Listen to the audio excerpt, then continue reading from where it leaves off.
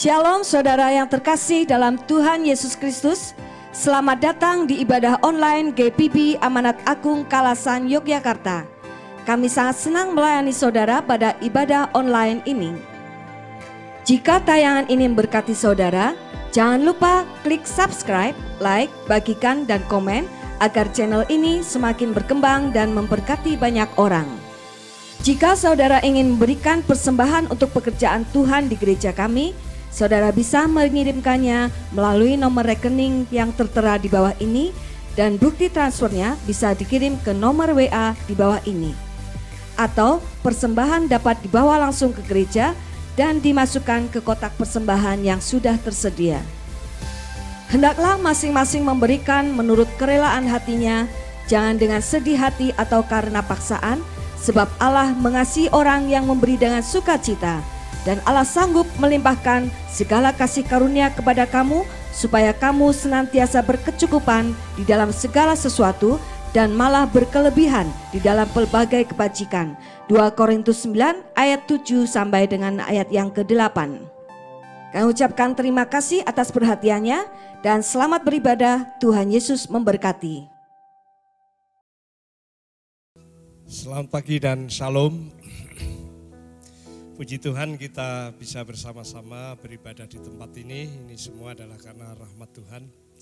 Kita terus bersyukur dan kita terus menjaga kesehatan kita supaya kita tetap sehat dan bisa beribadah dengan baik. Baik, kita akan mulai ibadah kita dan saya jemput saudara bangkit berdiri dan kita akan mulai dengan berdoa.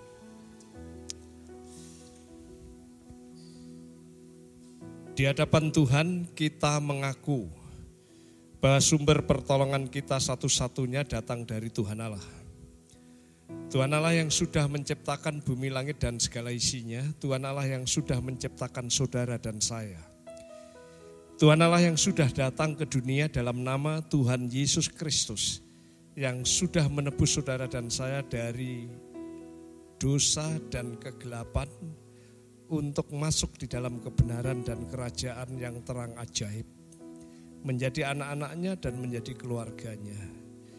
Tuhan Allah yang sudah datang di dalam Tuhan Roh Kudus yang menyertai, memberkati, memimpin kita sekalian, dan yang tidak pernah sedetik pun meninggalkan kita sekalian. Turunlah kiranya kasih karunia dan damai sejahtera dari Allah Bapa, Putra dan Roh Kudus atas kita sekalian, memimpin kehidupan kita sekalian, sehingga ibadah ini memperkenan Dia dan mempermuliakan Dia. Lebih daripada itu memberkati kita semua. Karena ibadah ini kami persembahkan, kami alaskan di dalam nama Tuhan Yesus Kristus yang adalah juru selamat dan penebus dosa kita sekalian. Kami mulai ibadah ini dalam namanya. Haleluya. Amin. Masih berdiri dan mari kita masuk dalam sikap berdoa. Mari kita menyiapkan hati kita untuk ibadah pada hari ini. Mengucap syukur atas segala yang telah Tuhan lakukan dalam kehidupan kita. Selama seminggu sebelumnya Tuhan tetap memberikan kita kesehatan, mencukupkan segala kebutuhan kita. Hingga pada hari ini kita bisa datang kembali ke tempat ini untuk memuji dan menyembah Tuhan.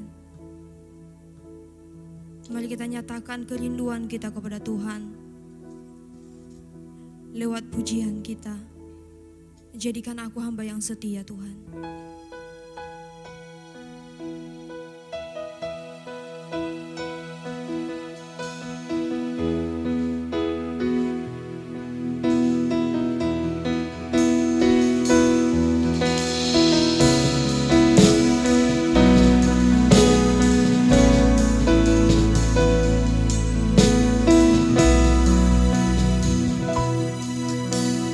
Basuh aku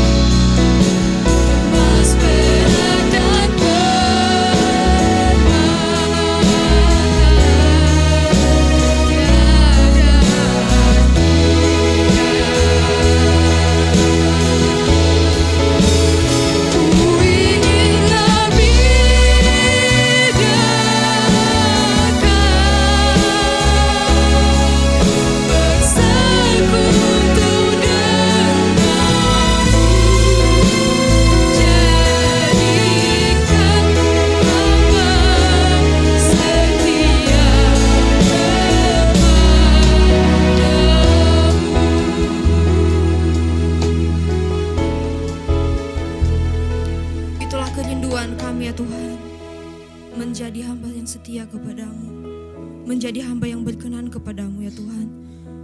Jamalah hati kami, jamalah bibir kami ya Tuhan.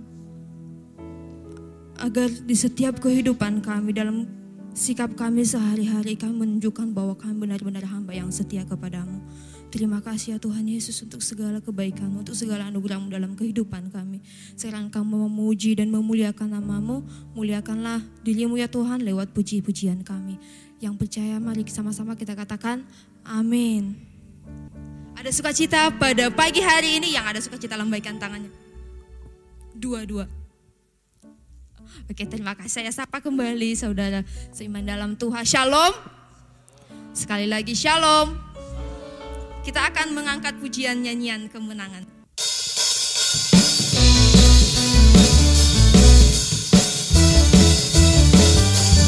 Yang mau bertepuk tangan silakan bertepuk tangan, yang mau bergoyang silakan bergoyang.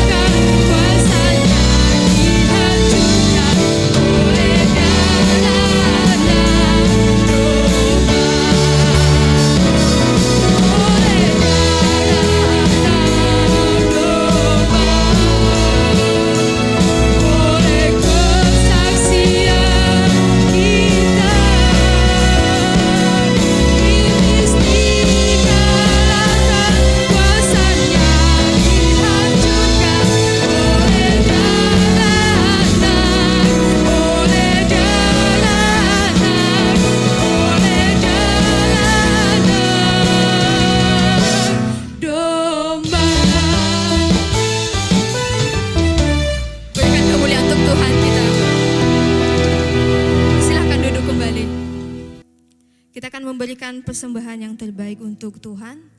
Petugas persembahan silakan mempersiapkan diri dan Pak Agus yang akan membawa kita dalam doa. Sebelum kita menaikkan doa persembahan kita, akan saya bacakan satu ayat demikian firman Tuhan. Diambil dari Mazmur 4 ayat 5. Persembahkanlah korban yang benar dan percayalah kepada Tuhan. Untuk mengiringi kantong persembahan kita angkat pujian Engkau Baik.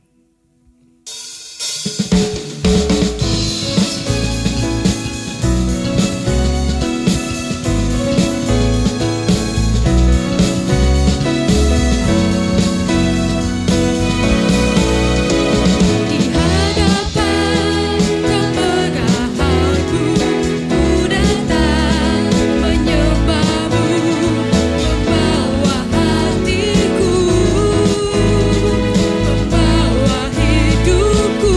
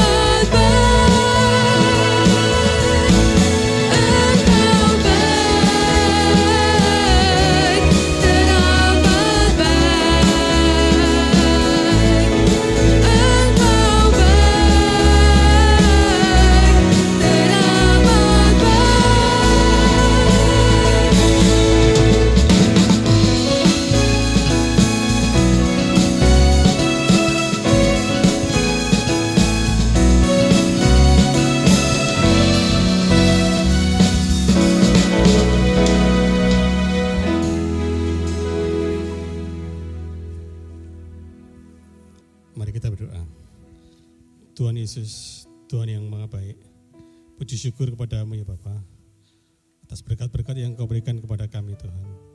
Terima kasih Tuhan, Engkau memberikan kehidupan yang baik kepada kami. Engkau singkirkan penyakit dan permasalahan kami Tuhan. Bahkan Engkau memberikan hati kami tulus melayani Tuhan. Terima kasih Tuhan, Engkau memberikan gereja di tempat ini, para petugas, para pelayan yang begitu tulus melayani Tuhan. Engkau berikan prasarana yang baik untuk meningkatkan pelayanan kami Tuhan, sehingga pelayanan kami bertambah baik segi kualitas maupun sekali dari rohani Tuhan. Terpujilah Engkau Tuhan. Tuhan, saat ini kami menaikkan doa persembahan kami Tuhan. Berikanlah kami hati yang selalu berderma kepada orang lain Tuhan. Berikan kami hati yang selalu memberi Tuhan, sehingga Engkau memberkati kami berlebih Tuhan. Terimalah persembahan kami Tuhan. Persembahan kami tidak apa-apa dibandingkan dengan Engkau yang berikan kepada kami, tapi kami berikan dengan tulus hati ya Tuhan. Terpujilah Engkau Tuhan. Saat ini Tuhan, Engkau tahu Tuhan, pandemi belum berakhir Tuhan. Tapi kami yakin dan percaya Tuhan, di balik semua ini Tuhan, ada hal-hal indah di belakangnya Tuhan. Kami percaya Tuhan, Engkau memberkati bangsa ini Tuhan. Berkati pemerintahan kami Tuhan, agar dapat memulihkan perekonomian kami Tuhan, mengatasi pandemi ini Tuhan. Terpujilah Engkau Tuhan. Hanya di dalam nama-Mu Tuhan Yesus Kristus berdoa. Haleluya Tuhan. Amin. Terima kasih Pak Agus. Saya ajak jemaat Tuhan untuk bangkit berdiri. Sebentar lagi kita akan mendengarkan firman Tuhan. Untuk mempersiapkan hati kita mendengarkan firman Tuhan, mari kita angkat pujian Selidiki Aku.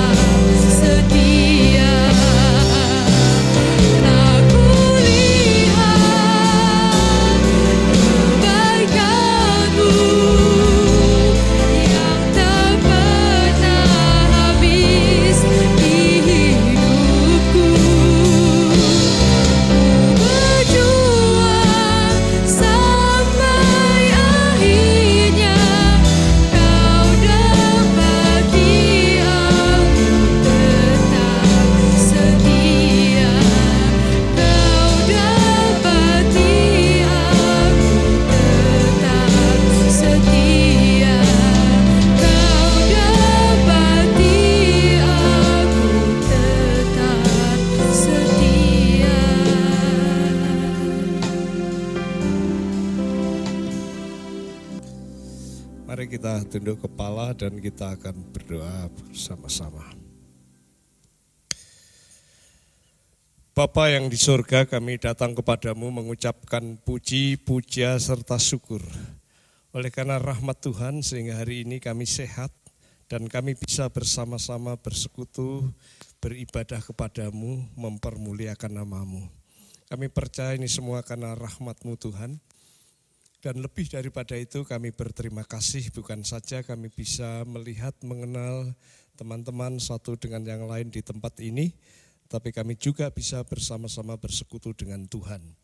Tuhan hadir di tengah-tengah kami, dan biarlah Tuhan berbicara kepada kami melalui kebenaran firman-Mu. Oleh karena itu Bapa, kami berdoa kiranya Roh yang kudus itu menerangi batin kami, pikiran kami, sehingga kami tajam di dalam mengerti kebenaran firman-Mu.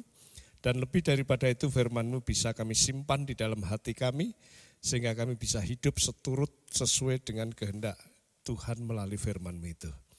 Kau urapi kami semua yang ada di dalam gedung gereja ini, maupun di luar sana yang mengikuti ibadah secara online. Tuhan memberkati sehingga setiap kami sungguh-sungguh menikmati berkat firman-Mu ini. Makasih Bapa di surga, kami menyerahkan pemberitaan firman-Mu pada pagi ini dari awal sampai akhir. Di dalam nama Tuhan Yesus Kristus. Haleluya. Amin. Silahkan duduk.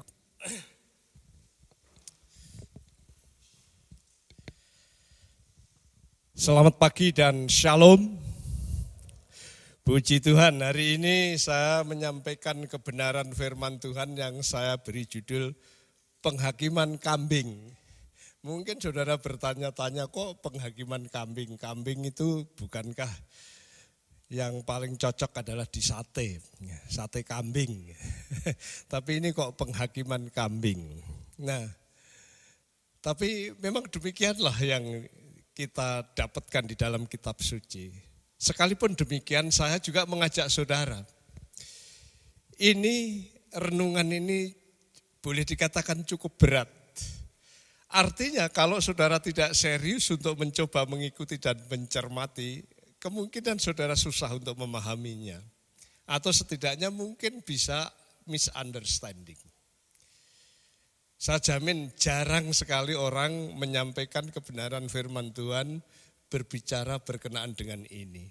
Oleh karena itu, gunakan kesempatan ini untuk sungguh-sungguh paham dan serius supaya saudara bisa paham dan tidak satu kebenaran pun yang terlewatkan dari kehidupan kita sekalian hari ini.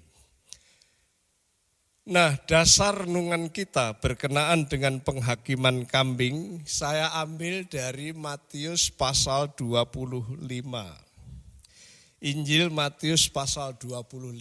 Kalau ibu bapak dan saudara sekalian setia di gereja ini, 2 minggu yang lalu saya khotbah Matius 24.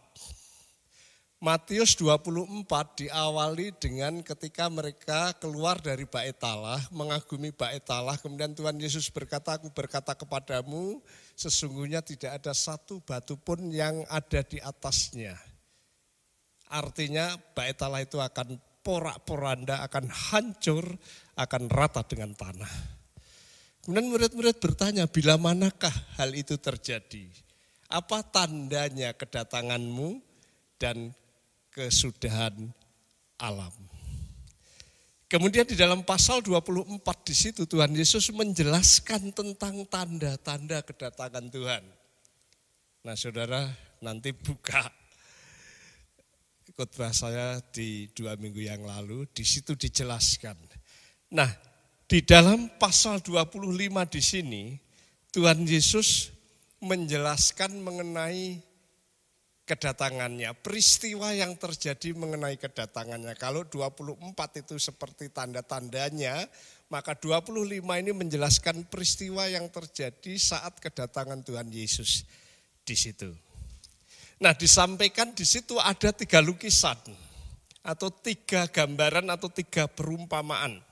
Yang pertama di sini adalah perumpamaan 10 gadis yang menyongsong mempelai. 5 gadis bodoh, 5 gadis pintar, 5 gadis bloon, 5 gadis bijaksana, 5 gadis pahpoh, 5 gadis cerdik. Nah. Kemudian kalau saudara perhatikan, lukisan yang kedua atau perumpamaan yang kedua di situ adalah hamba dan tuan. Jadi tuan mau bepergian, kemudian dia memberikan hamba-hambanya itu dikasih 1 5 talenta, 1 2 talenta, dan 1 1 talenta. Kemudian yang dikasih 5 talenta dia kerjakan menjadi 10 talenta, yang 2 menjadi 4, yang 1 dia malas kemudian dikumpulkan. Kemudian ketika tuan itu datang, dia memuji yang diberi talenta 5 jadi 10, 2 jadi 4, yang 1 itu tidak diterima. Nah, 2 gambaran itu menggambarkan apa? Itu sebenarnya adalah menggambarkan Israel dalam menyambut kedatangan Mesias. Dikatakan Israel dalam menyambut kedatangan Mesias harus selalu waspada, siap sedia seperti 5 gadis yang pandai itu. Ya artinya harus berdandan, harus rapi, harus mungkin ya seperti calon pengantin yang menanti pengantin putra, pengantin laki-laki datang, dia selalu bersiap, selalu dandan, selalu cantik, selalu rapi dan selalu siap. Israel harus seperti itu. Tapi juga Israel harus orang yang terus mengabdi dan berkarya. Bekerja, yang 5 jadi 10, yang 4 jadi, yang 2 jadi 4, jangan malas. Itu 2 gambaran yang disampaikan. Jadi ketika Mesias datang, Israel itu harus orang yang bersiap. Siap menanti Mesias. Tapi Israel juga harus yang rajin bekerja. Orang yang seperti itu yang berkenan dan dibawa masuk di dalam kerajaan Mesias. Kemudian lukisan yang ketiga, kalau saudara perhatikan di situ, adalah penghakiman domba dan kambing. Pasal 25 ayat 31 sampai 46. Lah ini bicara apa? Ini adalah bicara mengenai bangsa-bangsa. Kalau gambaran yang pertama dan kedua itu bicara tentang Israel. Ketika Tuhan Yesus Mesias datang, Israel ini bagaimana menyiapkan diri, bagaimana bekerja supaya terterima dan masuk di dalam kerajaan damai sejahtera seperti yang dijanjikan kepada Abraham, kepada Daud. Lalu yang ketiga di sini, lukisan yang ketiga adalah menggambarkan penghakiman. Penghakiman apa? Penghakiman kepada bangsa-bangsa. Jadi sisa dari tribulasi itu bangsa-bangsa yang hidup, saudara dan saya yang hidup, itu dihakimi. Digambarkan seperti domba dan kambing. Kemudian mereka yang domba di situ bisa menikmati kerajaan Mesias, damai sejahtera 1000 tahun, langit baru, bumi baru, dan masuk di sana kekekalan.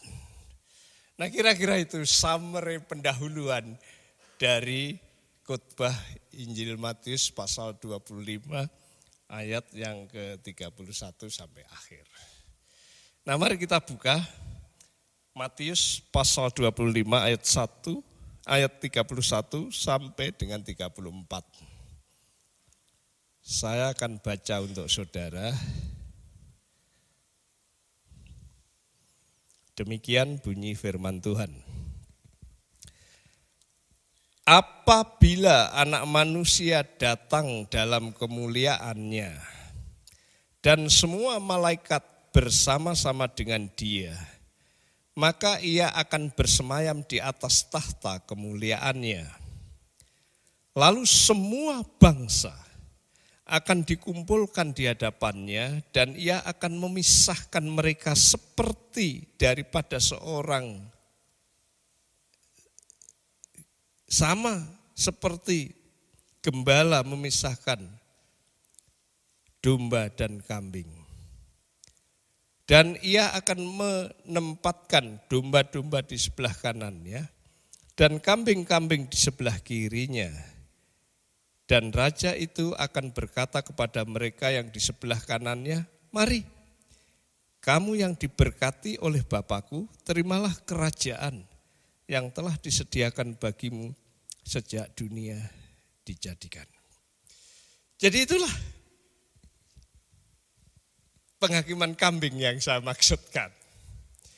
Pertanyaan mungkin timbul, kapan sebenarnya ke penghakiman kambing di sini? Kapan kejadian itu? Kapan peristiwa itu? Perhatikan di dalam ayat 31 di situ dikatakan, apabila Anak Manusia datang dalam kemuliaannya dan semua malaikat bersama-sama dengan Dia. Jadi kapan?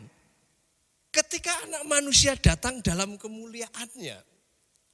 Tapi yang menarik di sini ketika Dia datang dalam kemuliaannya bersama-sama dengan, di situ kalau di dalam bahasa Yunani itu ada agios angelos, bisa diterjemahkan malaikat yang kudus, di King James Version diterjemahkan seperti itu, dalam bahasa Indonesia hanya diterjemahkan malaikat bersama atau malaikat bersama dengannya. Tapi kalau kita perhatikan di sini adalah ketika Anak Manusia itu datang, diikuti saleh-salehnya dan malaikatnya. Ya. Nah, dalam kemuliaan. Nah, kalau demikian ini kapan? Dikatakan bahwa di situ Yesus datang diikuti para salehnya dan malaikat. Ini berarti saat Tuhan datang ke bumi. Saat datang ke tanah Palestina di Bukit Zaitun. Tentunya kalau saudara ingat pasal 24 yang saya khotbahkan 2 minggu yang lalu. Itu adalah ketika sudah berakhir di tribulasi, ketika orang Israel sudah betul-betul sudah seperti kehabisan tenaga, sudah betul-betul di titik yang paling bawah, dia sudah tidak berdaya sama sekali. Kemudian dia berteriak, Mesias. Di mana janji Allah katanya Mesias datang dan membebaskan kami. Kemudian Yesus datang dengan salehnya dan malaikatnya. Kemudian dia mengalahkan Antikris 666. Kemudian dia kalahkan setan, kemudian dia kalahkan nabi palsu yang saya bilang trinitas palsu, kemudian kalahkan musuh-musuhnya. Nah, jadi penghakiman kambing itu terjadi di mana? Terjadi setelah kesusahan besar. Setelah Antikris, setan, nabi palsu dan musuh-musuhnya dikalahkan. Kemudian Israel masuk di tanah perjanjian yang diberkati sebagaimana janji Allah kepada Abraham dan Daud, masuk di situ. Dan setelah itu baru penghakiman kambing di situ. Nah, jadi ini bukan berbicara ketika Yesus mengangkat gerejanya. Karena ketika Yesus mengangkat gerejanya, itu saleh-salehnya, baik yang hidup yang mati, gereja maksudnya, diangkat. Kemudian di sana ada pesta anak domba Allah, kemudian terjadi kesusahan besar yang saya bilang ini adalah masa grand final di mana Israel dipakai oleh Tuhan lagi. Tapi dia mengalami kesusahan yang besar. Dia mengalami kesulitan yang begitu luar biasa. Dia mengalami tantangan yang teramat sangat sulit yang dulu tidak pernah ada dan tidak akan pernah ada lagi. Hanya di situ. Dan dalam situasi yang sulit, dalam situasi yang tak berdaya di situ, Yesus datang. Yesus bersama salehnya datang. Yesus bersama malaikat datang. Ini bukan rapture. Ini adalah kedatangan Yesus di bumi itu. Maka Israel di situ sebagai umat Tuhan, sebagaimana digambarkan gadis yang pintar, yang bijaksana, dia menerima mempelai laki-laki itu, kemudian dibawa pada pesta yang luar biasa di dalam kerajaan damai sejahtera itu. Yang bloon tidak bisa, yang bodoh tidak ikut. Kemudian Israel yang bekerja baik menggunakan talenta secara maksimal, dia diterima dan masuk di dalam kerajaan.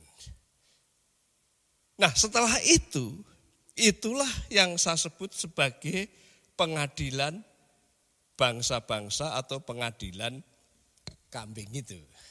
Jadi, dengar baik-baik, kapan pengadilan kambing itu terjadi?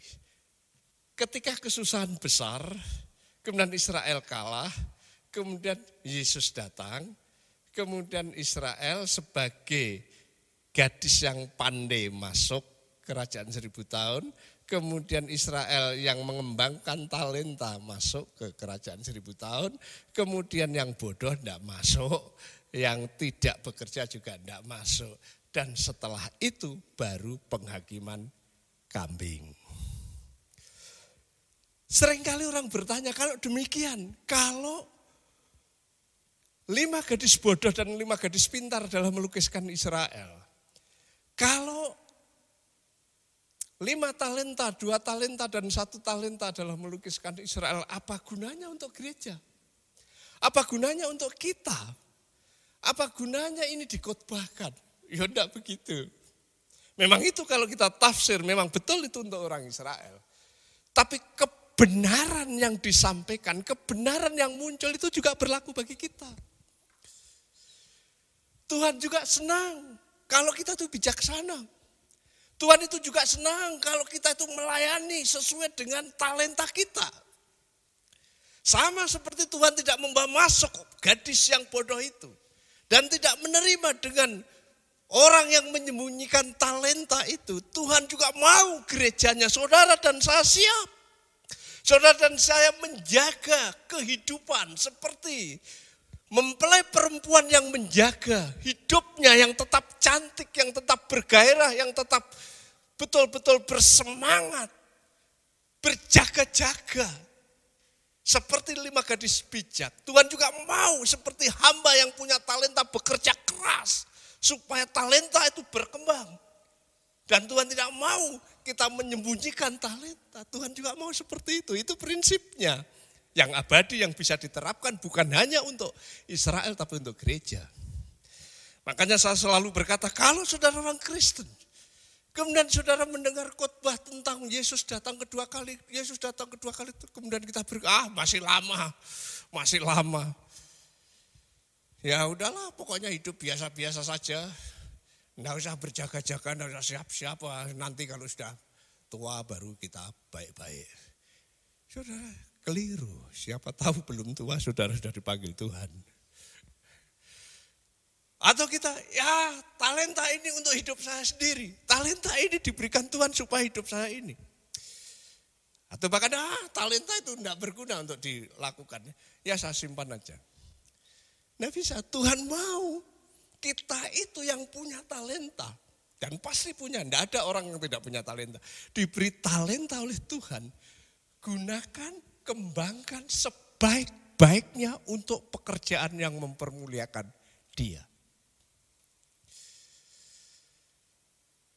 Itu. Jadi tidak bisa kita jadi orang Kristen. Mentang-mentang beriman, mentang-mentang percaya, kemudian sudah seenaknya aja. Tuhan Yesus datang. Ya, syukur enggak juga, syukur enggak bisa.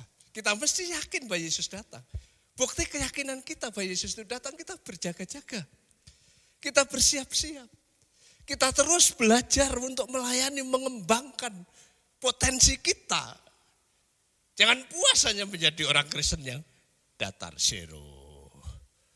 Dan mati dikubur dan nanti bangkit. Tidak menarik.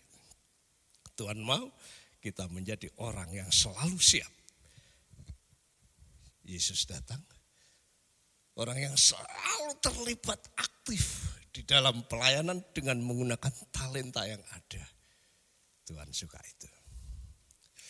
Kembali ke penghakiman kambing. Kapan penghakiman kambing itu terjadi? Ketika Israel sudah masuk Kanaan. Ketika kesusahan besar tribulasi itu selesai, Israel masuk kerajaan 1000 tahun, kemudian itu penghakiman kambing terjadi. Yang berikut, siapa sebenarnya yang dihakimi dalam penghakiman kambing itu? Mari kita perhatikan ayat yang ke-32. Firman Tuhan berkata, lalu semua bangsa akan dikumpulkan di hadapannya dan ia akan memisahkan mereka seorang daripada seorang, sama seperti gembala memisahkan domba dari kambing. Siapa yang dihakimi di situ? Kalau saudara perhatikan di sini, lalu semua bangsa. Jadi setelah selesai kesusahan besar, Israel yang seperti gadis bijak dan yang mengerjakan sesuai dengan talentanya itu masuk 1000 tahun, maka terjadilah penghakiman kepada semua, lalu semua siapa? Semua bangsa. Kalau semua bangsa tentunya ini tidak termasuk Israel karena Israel sudah masuk. Bangsa-bangsa non-Yahudi yang dihakimi di sini adalah semua bangsa, bangsa-bangsa non-Yahudi. Ini bukan penghakiman terakhir. Ini bukan penghakiman orang jahat yang terjadi di akhir kerajaan 1000 tahun tahta putih, bukan. Ini adalah penghakiman bangsa-bangsa yang lolos dari tribulasi, yang hidup, bukan penghakiman orang mati, orang yang hidup, bangsa-bangsa yang hidup itu di seluruh dunia dikumpulkan. Kemudian dilukiskan cara mengumpulkannya seperti gembala mengumpulkan domba-domba dan kambing. Domba-domba di sebelah kanannya, kemudian kambing-kambing di sebelah kirinya. Mereka dihakimi pribadi lepas pribadi, mereka dipisahkan sebagian sebelah kanan itu domba dan sebagian sebelah kiri itu kambing. Saya juga tidak ngerti kenapa domba di sebelah kanan dan kambing di sebelah kiri. Tentunya di budaya di timur kanan baik dan kiri kurang baik, padahal kiri juga baik juga ya, orang yang kacau mainnya juga gini seperti itu. Tapi itu budaya di sana. Nah, yang menarik di situ, di sebelah kanan itu domba-domba. Dikatakan domba-domba itu disambut, diberkati, dan masuk di dalam kerajaan. Perhatikan firman Tuhan di sini, ayat 33 dikatakan begini. 33, 34, firman Tuhan berkata begini. Dan ia menempatkan domba-domba di sebelah kanannya, dan kambing-kambing di sebelah kirinya. Dan raja itu akan berkata kepada mereka yang sebelah kanan, mari, hai kamu yang diberkati oleh Bapakku, terimalah kerajaan yang telah disediakan bagimu sejak dunia dijadikan. Ini adalah bangsa-bangsa non-Yahudi yang dilukiskan sebagai domba, sebagian domba dan sebagian kambing. Yang domba di sini adalah dikenan Tuhan, diberkati Tuhan, diterima untuk masuk di dalam kerajaan anaknya.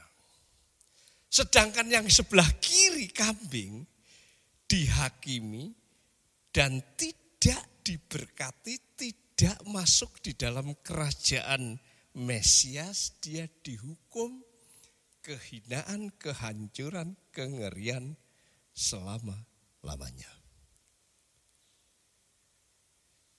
Jemaat yang saya kasih di dalam Tuhan, sekali lagi ini bukan penghakiman orang mati. Karena penghakiman orang mati nanti di akhir 1000 tahun di tahta putih sebelum masuk kekekalan. Ini adalah penghakiman orang-orang yang hidup kala itu, yang lolos dari kesusahan besar tribulasi. Kemudian Israel dalam kesulitan, tapi yang setia seperti hamba yang menggunakan talentanya dengan benar, yang siap seperti 5 gadis yang bijak, dia masuk kerajaan 1000 tahun. Kemudian semua bangsa yang lain yang masih hidup dihakimi Tuhan, yang sebagian di sebelah kanan itu yang diterima masuk di dalam kerajaannya, dan yang sebelah kiri tidak masuk. Domba yang masuk, kambing tidak. Kenapa domba masuk, kambing tidak? Lukisan kala itu, domba selalu dilukiskan sebagai umat Tuhan dan gembala dilukiskan sebagai Tuhan. Tidak pernah Tuhan melukiskan, akulah gembala kambing yang baik, akulah gembala domba.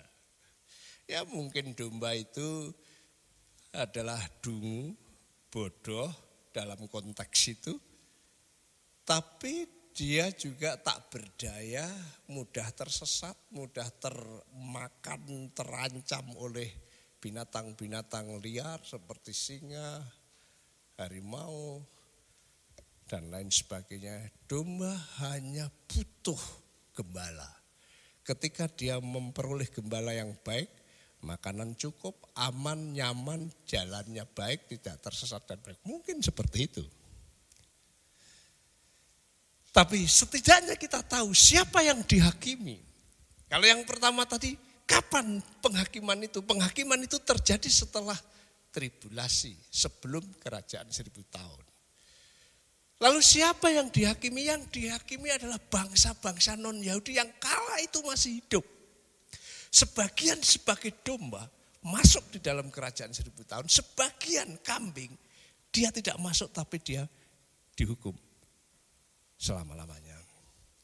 Maka poin yang ketiga sekarang adalah, lalu apa dasarnya domba itu masuk dan kambing itu tidak masuk? Apa dasarnya bangsa-bangsa non-Yahudi itu bisa menikmati janji Allah kepada Abraham, janji Allah kepada Daud, kerajaan 1000 tahun yang abadi? Apa dasarnya? Apa yang menjadi titik tolak, fondasi, sehingga bangsa-bangsa lain yang bukan keturunan Daud, keturunan Abraham, tapi bisa menikmati janji Abraham, bisa menikmati janji Daud, menikmati kerajaan damai sejahtera itu? Apa dasarnya? Kita lihat ayat 35 sampai dengan ayat 30. Firman Tuhan berkata begini, sebab ketika aku lapar, kamu memberi aku makan. Ketika aku haus, kamu memberi aku minum. Ketika aku seorang asing, kamu memberi tumpangan. Ketika aku telanjang, kamu memberi aku pakaian. Ketika aku sakit, kamu melawat aku. Ketika aku di dalam penjara, kamu mengunjungi aku. Maka orang-orang benar, lihat di sini domba dilukiskan sebagai orang-orang benar. Maka orang-orang benar itu akan menjawab dia, katanya, Tuhan, bila manakah kami melihat engkau lapar dan kami memberi engkau makan? Atau haus dan kami memberi engkau minum? Bila manakah kami melihat engkau sebagai orang asing dan kami memberi engkau tumpangan, atau telanjang dan kami memberi engkau pakaian? Bila manakah kami melihat engkau sakit atau dalam penjara dan kami mengunjungi engkau? Ini dasarnya.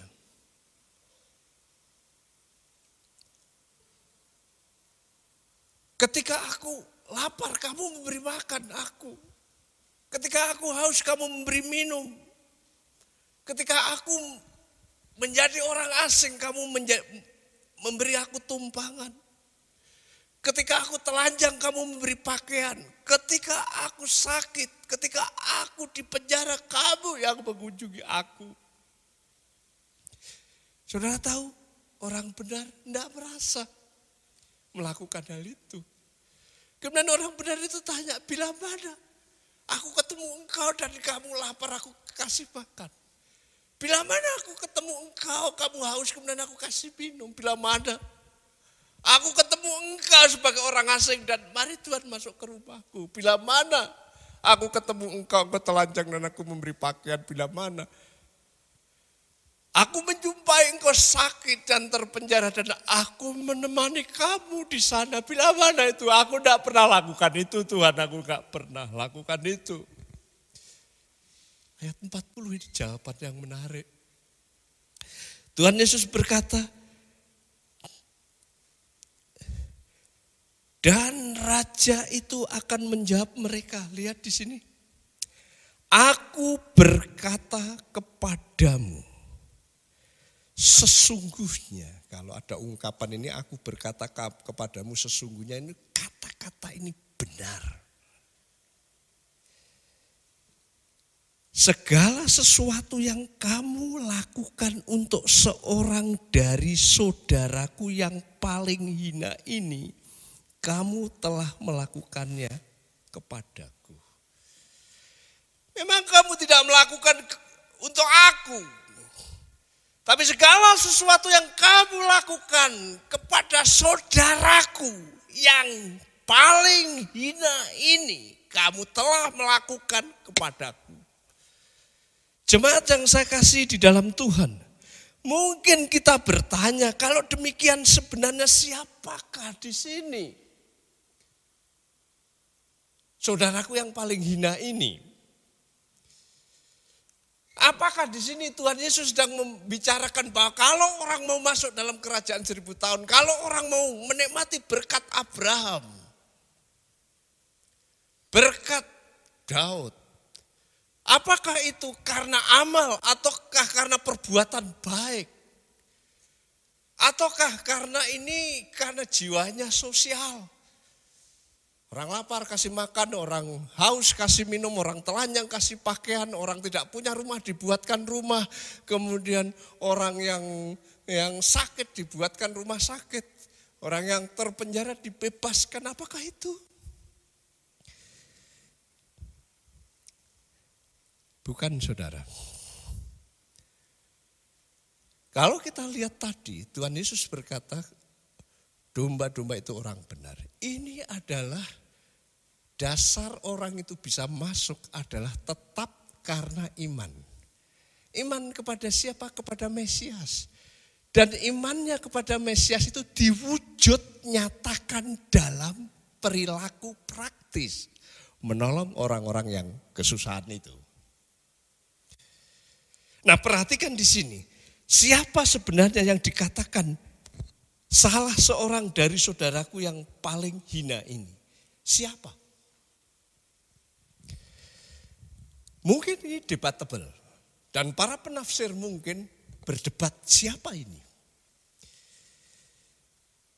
Tapi kalau saya bisa melihat secara konteks. Saya bisa lihat secara gramatika kata yang dipakai oleh Tuhan Yesus. Dan saya bisa melihat makna dibalik kisah itu. Kalau Tuhan Yesus berkata, kamu memang tidak lakukan kepadaku, tapi apa segala sesuatu yang kamu lakukan terhadap saudaraku yang paling hina ini, itu kamu lakukan kepadaku. Lalu siapa saudaraku yang paling hina? Kalau saudara lihat konteksnya, konteks ini, waktu tribulasi kesusahan besar, Israel diserang oleh banyak musuh. Israel itu habis-habisan dan hancur. Mereka dihina di mana-mana, dibenci di mana-mana. Mereka tidak mau melihat Israel udah hancur, biarin hancur. Sehingga bangsa-bangsa semuanya seperti tidak mau tahu dengan Israel, habis silahkan. Dalam konteks itu Tuhan berbicara kepada bangsa-bangsa. Kalau kamu memperhatikan, menolong, care terhadap saudaraku yang paling hina ini, yang kala itu adalah Israel yang dihinakan, yang dihancurkan, yang habis. Kalau kamu care terhadap itu, kamu sebenarnya sudah lakukan kepadaku. Jadi konteksnya di sini adalah Israel yang dihina, yang dihancurkan, yang habis-habisan. Nggak ada orang yang berpikir. Tuhan berkata, kalau kamu melakukan itu kepada saudaraku yang hina ini Israel, itu kamu lakukan kepadaku. Itu dari sudut konteks. Kalau kita lihat dari sudut gramatika, lihat yang dipakai Tuhan Yesus.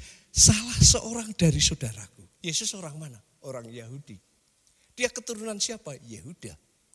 Saudara Yehuda berapa? 11, 12 bersaudara. Nah kalau Yesus berdiri, yang kamu lakukan terhadap saudara berarti siapa? Israel. Yang dalam kesusahan, kalau kamu lakukan itu, kamu lakukan kepadaku.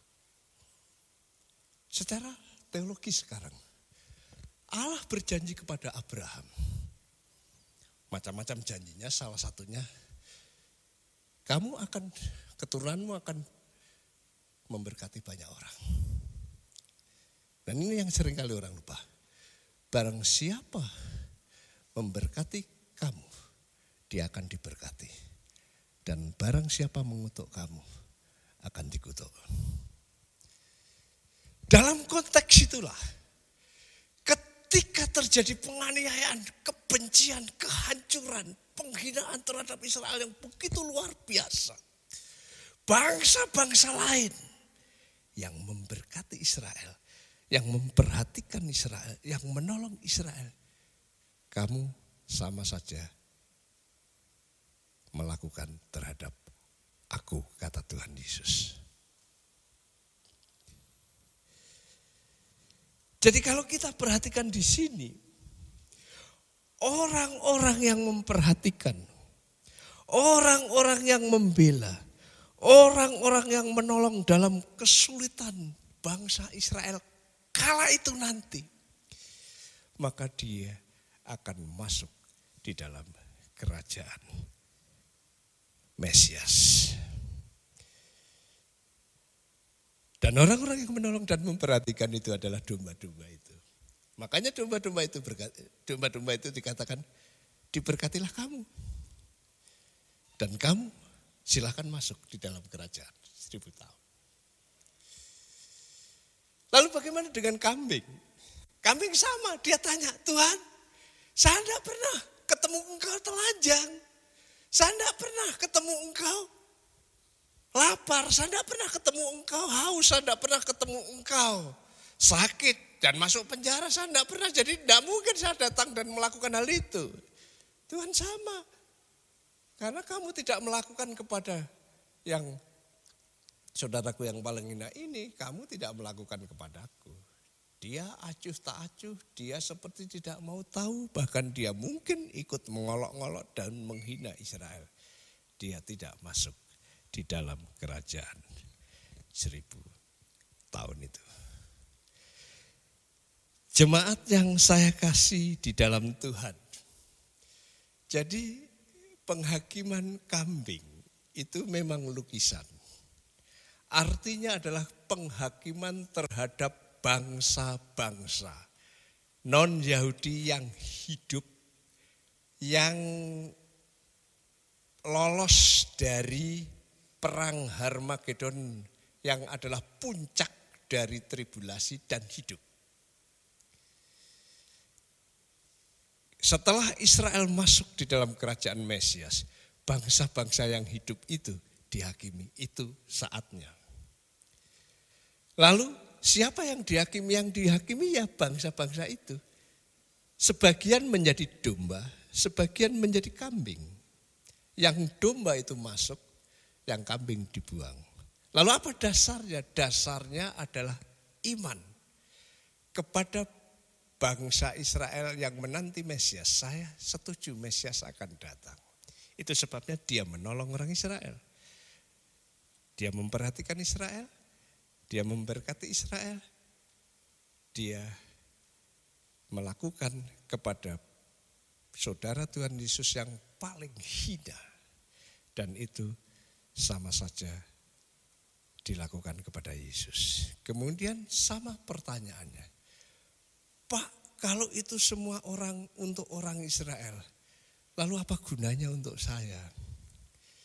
Prinsip rohani, prinsip abadinya sama. Kalau saudara beriman, tapi saudara hanya beriman diucapkan dengan kata-kata, tapi tidak nyata dalam perilaku, dari mana kita tahu saudara beriman?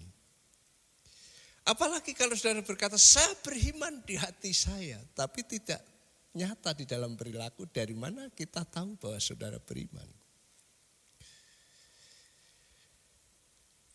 Bangsa-bangsa itu beriman Mesias akan datang. Dari mana tahu dia beriman Mesias akan datang? Dia membela orang-orang yang menanti Mesias. Dia memperhatikan orang-orang yang menanti Mesias. Dia menolong orang yang menanti Mesias. Dia memberi semacam fasilitas apa saja yang dibutuhkan kepada orang yang membutuhkan. Kalau saudara percaya Tuhan Yesus, kalau saudara percaya kepada Allah, kalau saudara percaya kepada Juru Selamat kita, kita beriman sama. Saudara wujud nyatakan baik di dalam kesetiaanmu melayani. Mengembangkan talenta yang ada padamu. Baik di dalam perilakumu yang terus siap sedia. Dipanggil Tuhan kapan saja Tuhan datang lebih dulu atau kita dipanggil dulu kapan saja datang. Saya siap sedia. Seperti 5 gadis bijak. Tapi juga saudara harus juga mewujud nyatakan dalam perilaku nyata. Kalau ada orang kesusahan di pelupuk matamu. Saudara peka enggak? Saudara memperhatikan enggak? Kalau ada orang yang kelaparan, kehausan, dan itu di pelupuk matamu. Saudara tutup mata dan pura-pura enggak tahu. Atau saudara melakukan itu. Kalau ada orang yang enggak punya pakaian. Pakaiannya itu terus. Sementara saudara setumpuk lemari banyak. Kemudian ada saudara yang di pelupuk matamu tahu pakaiannya hanya itu. Apakah saudara tutup mata? Saya masih butuh pakaian baru lagi. Yang itu tidak mau tahu. Kalau ada orang sakit. Kalau ada orang yang di penjara. Apakah saudara peka terhadap itu? Tuhan Yesus berkata sama. Apa yang kamu lakukan terhadap saudaraku yang paling hina ini, kamu sudah melakukan untuk aku. Kasihlah Tuhan Allahmu, kasihlah tetanggamu. Tidak usah cari-cari. Yang ada di dekatmu yang kamu lihat, dia butuh pertolonganmu. Dia butuh kasihmu, dia butuh penghiburanmu, dia butuh lawatanmu, dia butuh kedatanganmu. Apa yang kamu lakukan terhadap saudaraku yang paling hina ini, engkau lakukan terhadap aku, kata Tuhan. Kembali kepada penghakiman kambing. Kapan itu terjadi? Setelah tribulasi menjelang 1000 tahun. Siapa yang dihakimi dalam penghakiman kambing itu? Bangsa-bangsa yang lolos dari tribulasi. Sebagian jadi domba, masuk kerajaan 1000 tahun, sebagian kambing tidak masuk. Apa dasarnya? Dasarnya adalah beriman dan mengekspresikan imannya dalam tindakan yang konkret terhadap orang-orang di sekitarnya. Kalau Anda bisa menangkap kebenaran itu, memasukkan dalam kehidupanmu sehari-hari, Anda pasti diberkati dan Tuhan dipermuliakan. Mari kita berdoa. Hari ini kita diingatkan melalui kebenaran firman Tuhan yang mungkin untuk beberapa terlalu berat dan sulit dipahami karena ini bersifat eskatologis. Sekalipun demikian ada prinsip-prinsip abadi, prinsip-prinsip praktis yang bisa kita lakukan dalam kehidupan sehari-hari saat ini. Penghakiman kambing memang bukan untuk kita karena kita sudah diangkat. Kita tidak ditentukan untuk dimurkai tapi kita diselamatkan oleh Tuhan Yesus Kristus. Penghakiman kambing adalah penghakiman yang terjadi setelah tribulasi. Itu terjadi untuk bangsa-bangsa yang lolos dari tribulasi. Yang domba masuk 1000 tahun. Dan itu dasarnya adalah iman yang direfleksikan dalam perilaku praktis hari ke hari. Tuhan, terima kasih karena kami adalah gereja Tuhan. yang sudah diselamatkan, yang sudah diampuni, yang sudah diangkat kala itu. Bahkan kami datang bersama Engkau dan bersama malaikat-malaikatmu. Kami ikut menghakimi, bahkan kami ikut memerintah kerajaan-Mu. Terima kasih Yesus. Tapi melalui peristiwa ini ingatkan kami untuk selalu siap sedia seperti gadis bijak. Selalu rela melayani sesuai dengan talenta. Mungkin talenta kami sedikit, tapi kami akan maksimalkan untuk melayani-Mu. Beri kepekaan terhadap kebutuhan orang lain di sekitar kami. Mungkin mereka butuh makan, minum, sandang, pangan. Mungkin mereka butuh teman, butuh doa, butuh kunjungan. Ajar kami supaya kami seperti domba yang di sebelah kanan. Dan biarlah hidup kami